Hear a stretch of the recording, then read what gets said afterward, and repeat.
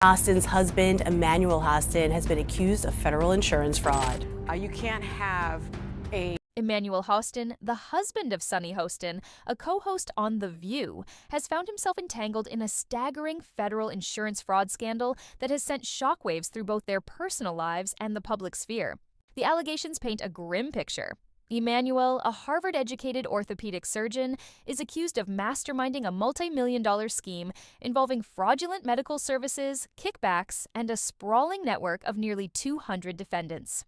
This isn't a minor accusation. It's one of New York's largest RICO cases, invoking the same legal framework historically used to dismantle mob syndicates and drug cartels.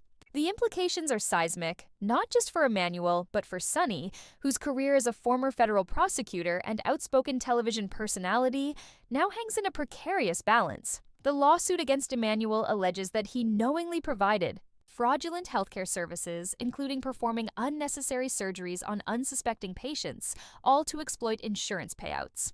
Imagine walking into a doctor's office with a nagging knee or shoulder issue, trusting your incapable hands, only to later discover that the procedure you underwent was a sham, a calculated move to line someone's pockets. According to reports, this wasn't a one-man operation. Emmanuel allegedly collaborated with a web of doctors, hospital staff, and others who falsified medical records and fabricated procedures to perpetuate the scam. The scale of the operation is staggering, with authorities suggesting it generated millions of dollars, feeding into a lifestyle of luxury that included lavish homes, designer clothes, and extravagant vacations.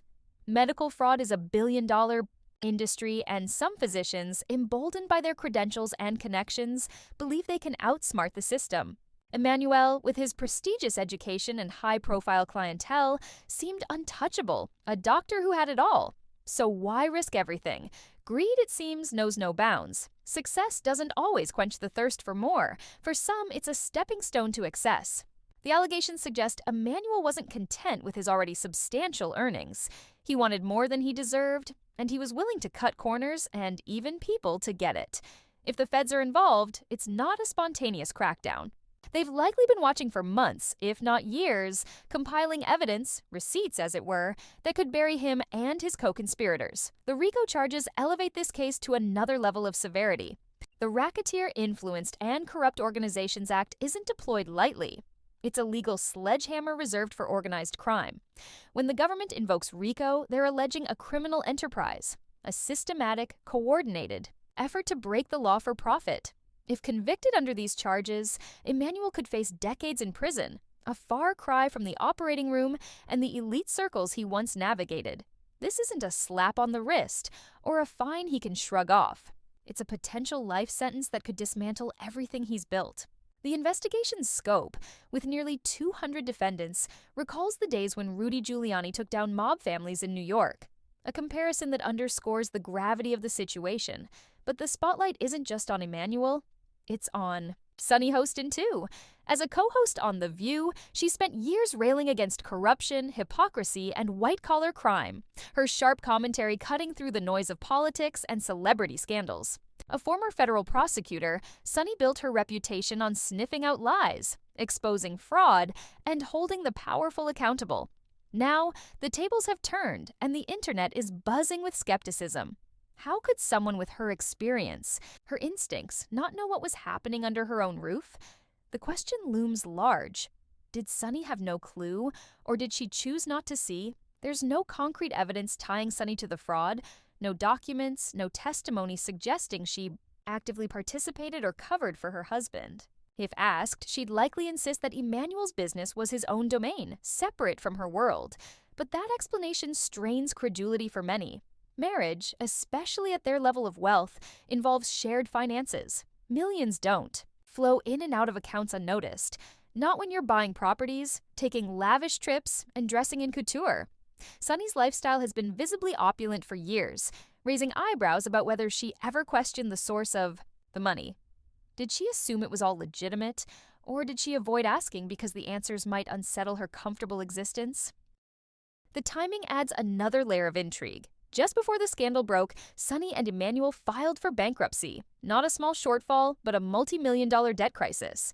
Reports indicate they'd been quietly selling assets and shuffling. funds moves that now look suspiciously like a preemptive strike to shield their wealth from the fallout. Bankruptcy can sometimes safeguard certain assets from legal seizures, a tactic that might suggest they saw the investigation coming. For a couple who, until recently, showed no public signs of financial distress, the sudden plunge into insolvency raises red flags.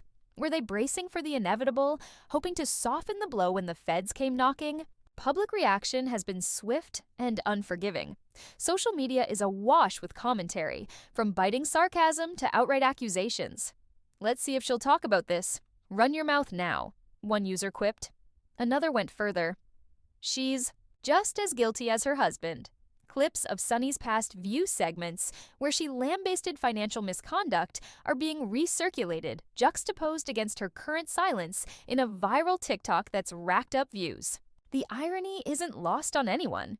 If this were someone else's scandal, Sunny would be leading the charge, demanding answers and accountability.